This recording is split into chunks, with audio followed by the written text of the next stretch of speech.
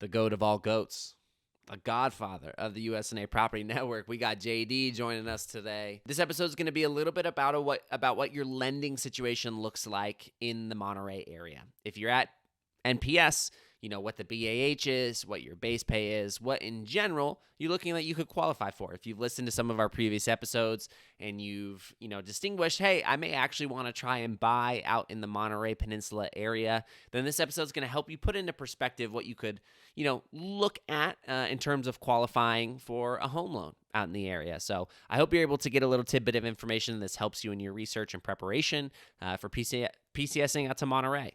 If you have any questions about your specific situation, feel free to reach out to me, Grant at vermeergroup.com. I'd love to help and see how I can work with you in your situation. Really appreciate it. Enjoy.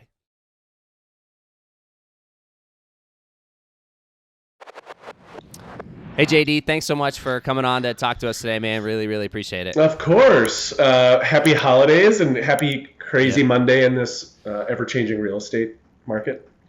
Indeed. Just for background, if anyone, I'm sure everyone's aware of you in the USNA Property Network Group, but if they're not aware, do you mind just giving a little context and background about, one, your military career, and then, two, your shift into what you're currently doing? Yeah, I'd love to. Proud graduate of the class of 15. I didn't originally get in. I had to do a red shirt track year kind of at the Valley Forge Military College. My first race at Navy, I re-injured myself, totally like making that 1 year red shirt year totally obsolete. Studied political science there. I graduated with a 2.74, I think. Not the most stellar GPA. That's a degree, baby. It's just a degree. Survival mode. Grew up in Baltimore, so, always loved the Naval Academy and things like that. It really drew my attention there. And then Marine aviation, and after TBS went down to Pensacola, Florida. Got married to, I'd grown up next to basically my college sweetheart, Liza. We both moved down to Pensacola. Started aviation training, everything was normal. Went through primary in the T6, which is the fixed wing platform, and then went into advanced for helos. And during that pipeline, came down with a pretty rare nerve disorder in my face and had to get a bunch of surgeries and was medically dropped out of aviation. So I think there's some really good talking points in here about all of that because it really could happen to anybody. And then went out to be the public affairs officer for 1 Marine Expeditionary Force, which is aboard Camp Pendleton, for about 4 or 5 years, somewhere in there. And it was really great. We loved it out there. Wish we had bought in San Diego, and I kick myself every single day. I think we paid the equivalent of like a Ferrari in rent over that period of time. It was hellacious. And then got out of the Marine Corps, was medically retired, and we decided to buy a multifamily property with our VA loan with no experience, had no idea what we were doing, don't even know why we gravitated towards multifamily, back in Pensacola, Florida. And it was during COVID, so we just spent the COVID times renovating the property heavily, mostly DIY, and I kind of documented that journey on Facebook, and it was just a blast. And then I was getting so many messages during this whole time where I was documenting, turning things into Airbnbs and doing renovations and things like that. And Naval Academy grads are pretty familiar with Pensacola because there's so many of us down there.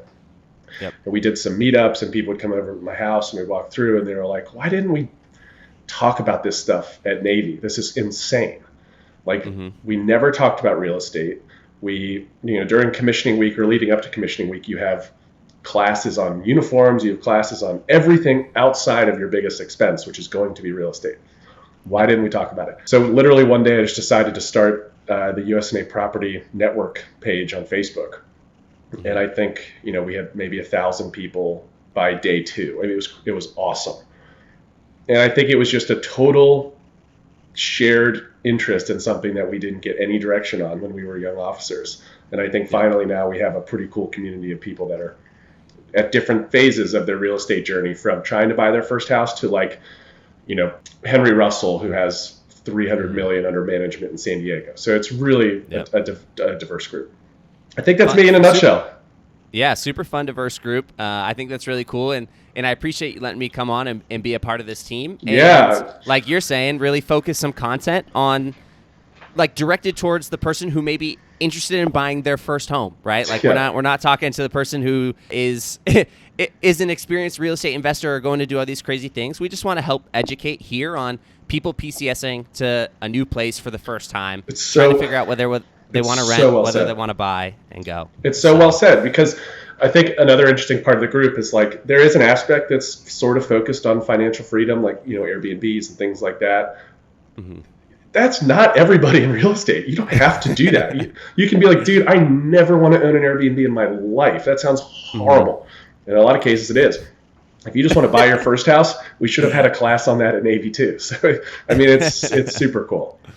No, absolutely. I appreciate you doing this. And then do you mind just telling people what you do for your day job Yes. as a loan officer? Yes, I'm the head of naval lending at a mortgage company called UMortgage. It's still sort of in the startup phase, but it's really cool because we have a lot of flexibility. It's kind of a mix between a brokerage and a retail lender. And we come with a pretty powerhouse team. In 2022, me and my partner Patton did the most VA loan originations in the United States per the Scotsman Guide.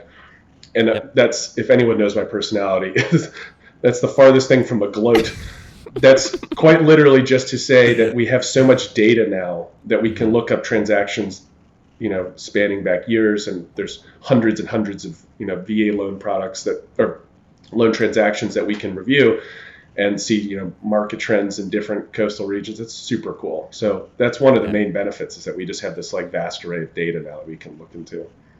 No, that's super awesome. And so as we're going on to this kind of final episode in this series about Monterey, about the Naval Postgraduate School, about DLI, you know, we've had people on previously talking about the different neighborhoods. We've had people talk about renting in Pacific Grove in the city of Monterey. We've had people talk about buying in Seaside, buying in Marina.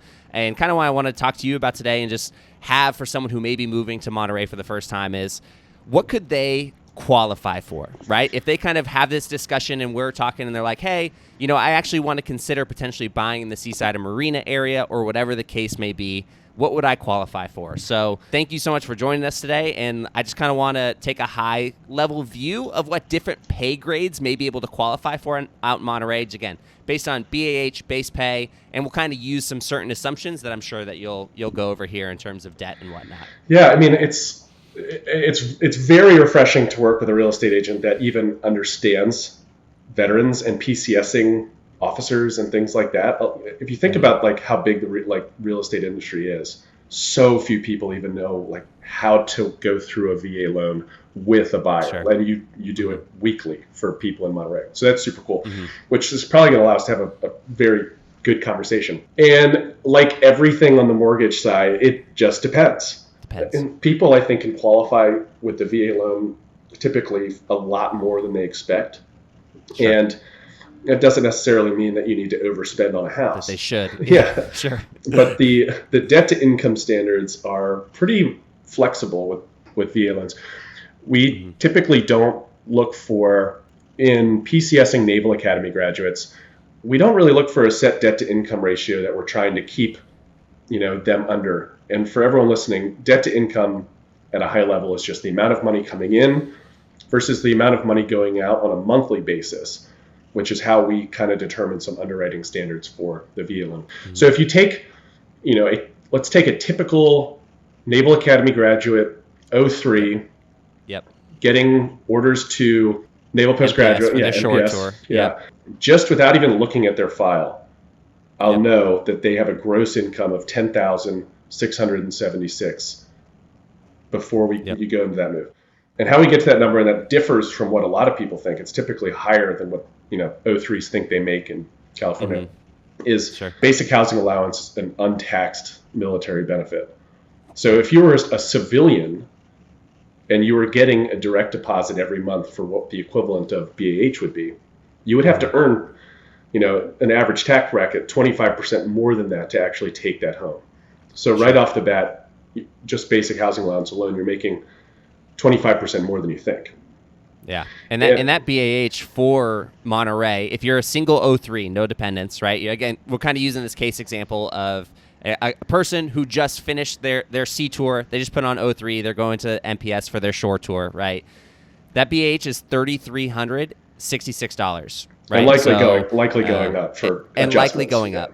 Yep. So that's a big chunk of change if you're going from somewhere like Pensacola or Jacksonville but obviously the cost of living adjusts with it. So, and talking about that, you making 25% more than you think, that is not in any way advocacy for overspending.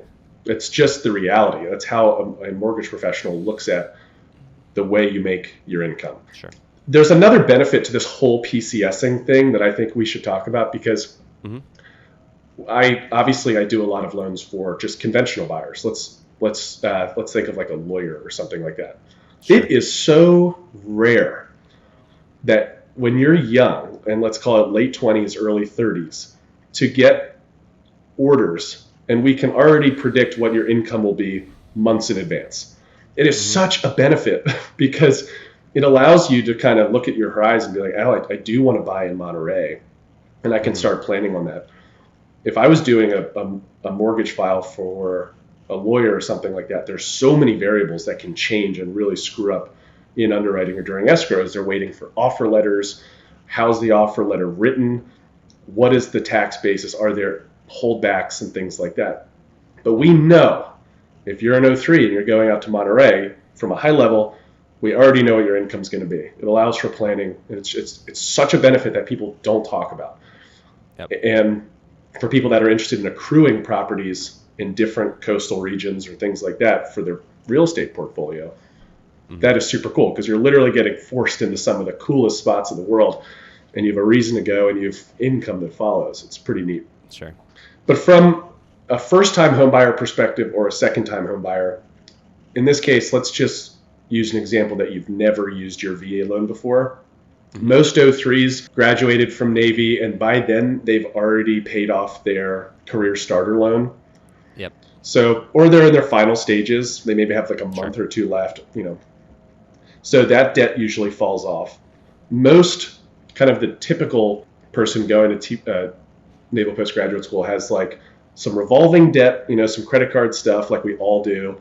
They've got a car payment, maybe some student loans if they're married or something like that. But, pretty typical stuff. And so most of the time you want to keep your housing expense a certain percentage of your total monthly income, depending on what type of financial strategy you come from. I think there's people on the internet that are like, you got to keep your housing budget below 25%, never use debt. It's like a pretty polarizing stance. But on the other side, there's people like take on maximum debt, buy as much as you can. I think most people that are going to MPS kind of fall in the middle, and they want a comfortable housing expense every month without overdoing it.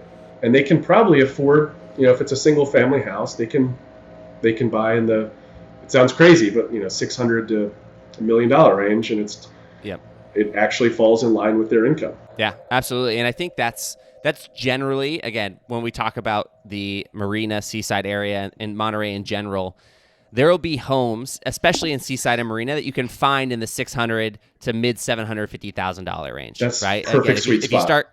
If you start getting into Monterey proper, you're probably looking in the high 8s to 9s on the low end, right? And so that's where you can start to push it a little bit. But that's kind of what I wanted to bring on is, people assume Monterey is extremely expensive, which it is, but also the opportunity exists to buy a home if you do want to, right? Yeah. And that's kind of what we're getting to on that standard. I think like when I was at 03,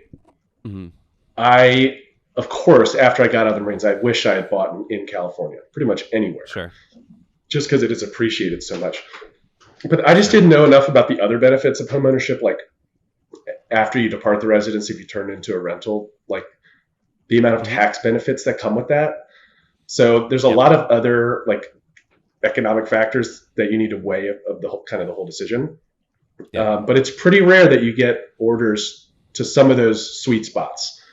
And, Monterey is definitely one of those sweet spots for Naval Academy grads. It's cool. It's like Hawaii, San Diego, Monterey. Those are like really sought after markets for homeownership. Yeah. It's pretty sweet that we can go down to 0% with a VA loan and do it. No, absolutely. And then just to flip to another common person who may be coming to the academy. Let's say it's now a married 04. They just got done with their department head tour. They're coming back to get their master's, whether it's a milestone to put on 05 or whatever the case is. They've kind of hit this point. Let's use for an example, a married 04. Okay. right? What kind of, again, obviously, like you're saying, it's very dependent, very situational based on that individual, but a rough estimate of where they could be looking at. That's one of those pay grade and lifestyle changes that results in one of the biggest increases in buying power. It's in most cities, it's like a 40% increase by the time you get to 04, time in service. And if you have a dependent or you're married, all of a sudden you're bringing a gross income of closer to $14,000 in Monterey. And that's just one income. A lot of the times, it's a dual income situation, and there's even more. And I think if you're a firstie and you heard those numbers, you can't even fathom making that much in a month because we made $100 a month. You're like, if I was making $14,000 a month, I would be like, there would be cash stacking up every single part of my house. But it's true. That's one of the great reasons why if you stay in the Navy or the Marine Corps and you have that type of earning power through your 30s and 40s, that's going to be the biggest instrument towards building an awesome retirement. You don't need to get out of the Navy to be a high earner. Like you can earn, really, really solid incomes by staying in and going to really cool places like Monterey. So all of a sudden, I mean, if we could add probably 40% to our original estimate, you can buy anywhere and you and I have worked with Naval Academy graduates, married 04s, and they buy in the 800,000 to 1.4 range. Yep. Especially if they're dual income. And that's a pretty common zone that we'll see them in. Yeah, no, absolutely. And there are, I would say in that like just over $1 million range, especially in the marina area, some brand new, beautiful new construction homes, right? Because again, when we talk about pros and cons, and we've talked about this in previous episodes, so I won't go on too much, but inside the peninsula, Pacific Grove, Monterey, Seaside, it's really tight. It's cramped. It's a coastal town. It's a small town feel. Areas are small, and so it can be a little. Well, you use like tight, right, for a lot of individuals. And so getting up into the marina area can be great. And like you're saying, tons of beautiful, brand new construction with yards, more space that can really hit that. Like for me, that would be a no-brainer. Like range. If I was going to NPS, like by then, if I was still in the Marines or whatever, I'd have a spouse that's working. And I'd have 2 kids, 2 dogs. Yep. And probably because my wife works, we'd probably have a nanny that came during the day who's truly part of our family. And so we need more space. So if it's if we're looking to avoid tight, I would have taken your recommendation as my realtor to like, can you help me, Grant? Because this is a lot of baggage that I come with.